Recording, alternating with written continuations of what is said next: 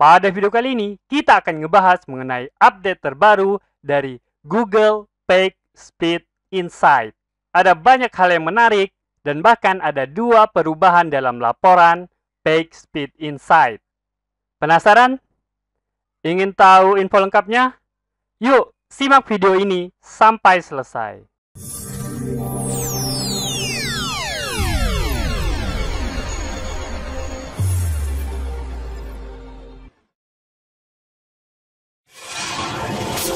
Assalamualaikum warahmatullahi wabarakatuh. Ketemu lagi bersama saya, Kanada Kurniawan, dan masih di channel kita Pro Jasa Web. Pada kesempatan kali ini kita akan ngomongin mengenai update terbaru dari Google PageSpeed Insight. Pada update kali ini ada banyak hal yang menarik. Yuk, mari kita langsung simak aja pembahasannya. Oke, pertama-tama tentu aja kita akan ngebahas apa aja sih yang di-update oleh Google PageSpeed Insight ini. Nah, oke. Yang pertama tentu aja tanggalnya ya. Jadi tanggal update-nya itu adalah tanggal 10 Mei tahun 2022. Masih dalam bulan ini ya. Buat teman-teman yang mungkin ngebaca rilisnya, itu Google merilis versi terbaru PageSpeed Insight API-nya dan PageSpeed Insight UI-nya. Jadi buat teman-teman yang melakukan tes PageSpeed Insight itu juga pasti akan menemukan beberapa perubahan. Nah, buat teman-teman yang udah mencoba tapi nggak merasa ada perubahan, nah mungkin kelewat ya. Tapi jelas udah ada perubahan yang cukup besar dalam laporan PageSpeed Insight. Nah, selanjutnya itu ada beberapa update yang lumayan menarik. Nanti kita akan bahas satu persatu. Dan yang paling menarik itu adalah penambahan 2 metrik baru dalam Google PageSpeed Insight. Nah, ini sebagai catatan ya buat teman-teman. Ini 2 metrik ini bukan metrik yang dimasukkan ke dalam Core Web Vital. Jadi enggak. Core Web Vital tetap anggotanya itu hanya 3 metrik. Nah, sedangkan 2 metrik baru ini dimasukkan ke dalam laporan Google PageSpeed Insight tapi di luar Core Web Vital.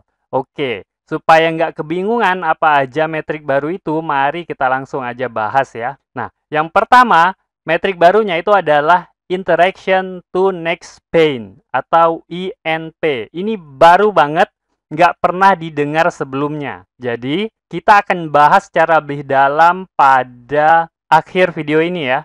Selanjutnya itu adalah time to first byte.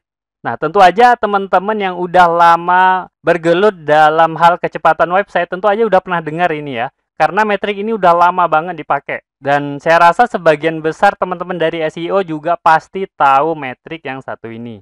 Nah, kalau teman-teman menggunakan PageSpeed Insight sekarang, maka teman-teman akan melihat laporannya seperti ini. Pada bagian bawah, itu terlihat ya bagian seperti ini, yaitu Other Notable Metrics. Dan anggotanya itu adalah ada FCP atau First Contentful Pane. Ini pernah masuk dalam Core Web Vital itu ya. Tapi udah nggak lagi. Nah, kemudian ada Interaction to Next Pane dan ada Time to First Byte.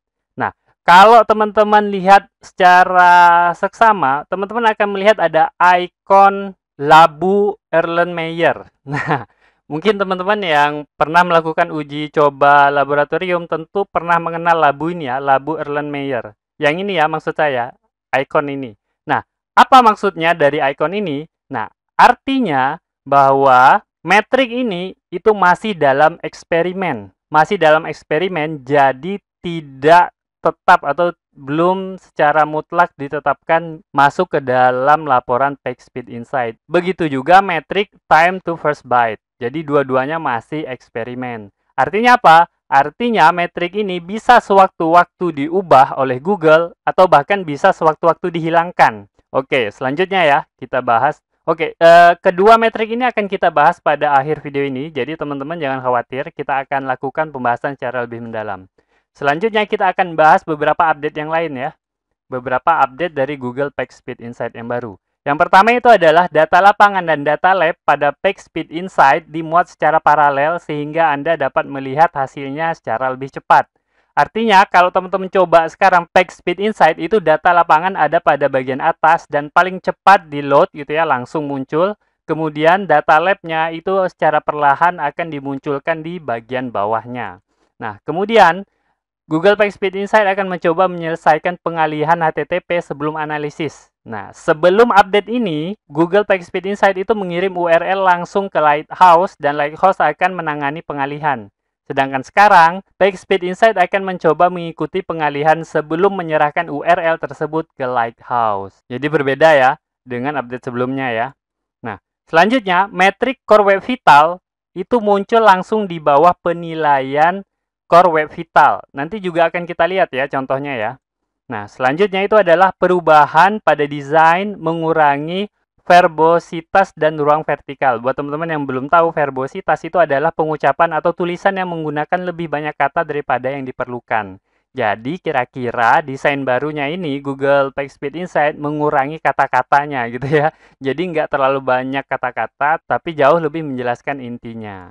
Oke, ini dia ya screenshot dari update terbarunya. Jadi 10 Mei tahun 2022 dan ini dijelaskan semua apa yang udah diupdate. Oke, selanjutnya kita langsung coba aja untuk melakukan tes menggunakan Google PageSpeed Insight ya. Oke, ini dia PageSpeed Insight. Tinggal teman-teman masukin aja misalnya URL-nya, kemudian dianalisa. Nah, ini secara cepat langsung muncul pada bagian atas ini adalah laporan lapangan. Nah, pada bagian atas kali ini adalah Core Web Vital Assessment.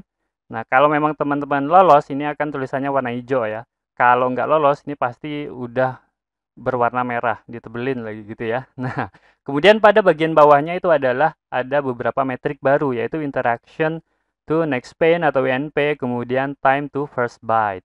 Nah, kemudian pada bagian bawah sekali itu adalah laporan lab. Nah, ini akan muncul seperti ini, diikuti beberapa penjelasan yang lain. Nah, seperti itu ya. Nah, itulah kira-kira tampilan PageSpeed Insight yang baru. Nah, sekarang apa sih yang dimaksud dari dua metrik terbaru ini, yaitu Interaction to Next Pane dan Time to First Byte. Nah, oke, kita langsung masuk ke penjelasannya. Oke, yang pertama kita akan bahas mengenai Time to First Byte. Time to First Byte ini adalah metrik yang udah lama banget ya. Saya yakin sebagian besar teman-teman juga udah tahu dan pernah menguji coba ya. Time to First Byte itu adalah metrik yang mengukur waktu antara permintaan sumber daya dan diterimanya respon berupa byte pertama. Nah, update kali ini adalah update di mana pertama kalinya time to first byte tersedia sebagai metrik di bagian hasil PageSpeed Insight. Jadi pertama kalinya masuk ke laporan PageSpeed Insight ya. Nah, ada beberapa faktor yang berpengaruh terhadap time to first byte ya. Yang pertama itu adalah jumlah traffic yang tinggi atau lokasi server yang jauh, kemudian performa server yang kurang memadai, terlalu banyak plugin buat teman-teman yang pakai plugin semisal WordPress gitu ya, pakai CMS yang pakai plugin. Kemudian tidak menggunakan sistem caching, kemudian versi PHP yang belum diperbaharui, dan terakhir waktu respon DNS yang lama, dan lain sebagainya. Ada banyak sekali hal yang bisa mempengaruhi time to first byte ini, tapi saya rasa untuk metrik ini teman-teman udah pada hafal ya, bahkan udah sering melakukan optimasinya. Nah, oke. Selanjutnya itu adalah metrik kedua, yaitu Interaction to Next Pane atau INP. Nah, Interaction to Next Pane ini adalah metrik yang menilai daya tanggap atau dalam bahasa Inggrisnya responsiveness ya. Bahasa Indonesia responsivitas. Nah, metrik yang mengukur responsivitas. Nah, kemudian responsivitas itu adalah seberapa cepat halaman merespon masukan pengguna. Jadi kalau teman-teman tap webnya itu berapa cepat dia dapat merespon gitu ya. Nah, itu dia responsivitas. Nah, kemudian INP itu mencatat penundaannya. Penundaan semua interaksi di seluruh siklus hidup halaman. Nah, kemudian kalau interaksinya itu lebih kecil atau sama dengan 50 interaksi dalam satu halaman, maka INP-nya itu adalah interaksi dengan penundaan paling lama. Misalnya ada 10 interaksi, penggunanya ngetap gitu ya 10 kali. Kemudian interaksi yang paling buruk itu yang mana? Nah, itu yang dianggap sebagai nilai INP-nya. Nah, kemudian kalau interaksinya itu lebih dari 50 interaksi dalam satu halaman, maka INP adalah interaksi paling sering yang merupakan 98% dari penundaan interaksi. Oke, mungkin ini terlalu teknis ya. Mungkin teman-teman masih ada yang bingung sebenarnya INP itu apa gitu ya, penundaan seperti apa yang dimaksud. Si Google itu udah menyediakan sebuah animasinya yang menjelaskan seperti apa sih INP ini. Nah, yuk mari kita lihat ya animasinya ya. Oke, ini dia videonya. Silakan simak betul-betul. Coba kita simak untuk animasi yang sebelah kiri ya. Nah, coba teman-teman lihat. Jadi begitu user mengklik sebuah tombol hijau, itu bajunya agak lama berubah menjadi hijau ya. Yang sebelah kiri ya. Coba kita lihat lagi ya. Nah, itu kan mengklik, kemudian lama baru berubah. Kemudian coba kita amati perbedaannya dengan sebelah kanan. Sebelah kanan ini yang sebaiknya ditiru. Nah, begitu ditekan tombol hijaunya, itu langsung muncul responnya, yaitu berupa image loading. Image ngeload gitu ya. Kemudian baru berubah menjadi warna hijau. Sebenarnya waktu perubahan antara merah menjadi hijau itu sama sepertinya ya. Tapi untuk sebelah kanan itu responnya jauh lebih tinggi karena menampilkan respon berupa halaman loadingnya atau gambar loadingnya gitu ya. Coba teman-teman amati lagi ya. Nah, seperti itu. Kita ulangi sekali lagi. Nah, seperti itu ya. Nah, jadi saya harapin udah paham semuanya ya. Jadi bukan kecepatan ngeload gambarnya yang diperlukan, tapi kecepatan responnya.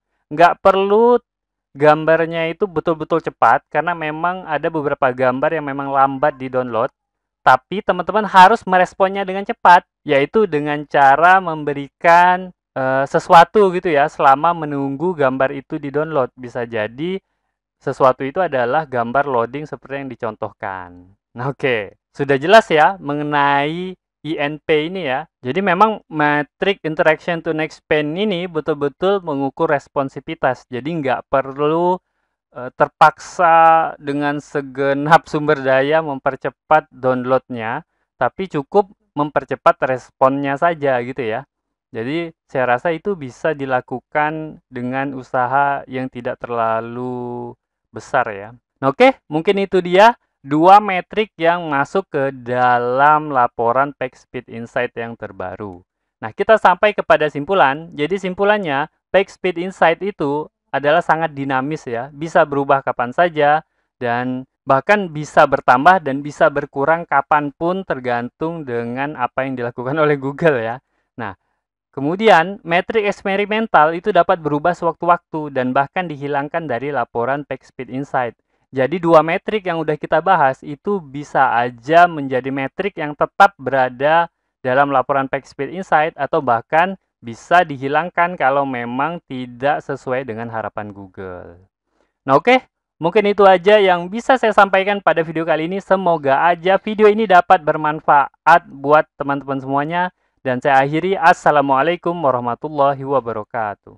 Oke, seperti biasa, jika ada yang salah dari apa yang saya sampaikan, tolong teman-teman ingatin ya. Jangan sampai nggak diingatin, supaya saya dapat melakukan perbaikan pada channel ini dan pada diri saya sendiri. Dan jika ada pendapat yang berbeda, teman-teman bisa masukin ke kolom komentar, supaya kita bisa berdiskusi. Jika ada masukan, teman-teman jangan sungkan untuk menyampaikannya, karena saya sangat terbuka dengan segala macam masukan. Dan jika teman-teman memiliki usulan pembahasan, cantumkan juga di kolom komentar, supaya semua usulan teman-teman dapat saya wujudkan dalam bentuk video. Buat yang belum tahu, video ini adalah bagian dari program Akademi Projasa Web, tempat di mana teman-teman bisa belajar digital marketing secara gratis. Caranya mudah, cukup kunjungi projasaweb.com/academy. Ada ratusan artikel dan video yang dapat teman-teman pelajari.